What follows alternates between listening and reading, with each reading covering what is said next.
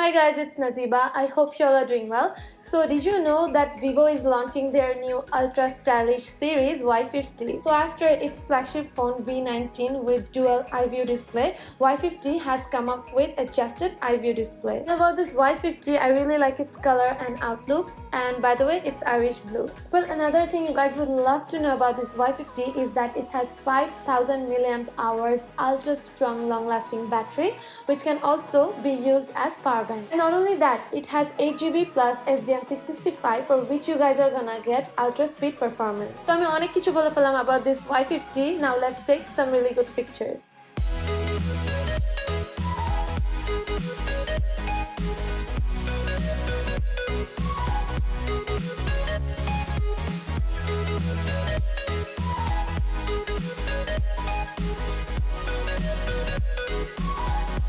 So the camera is really good and I really like the pictures that came out. Now the question is, etar price koto?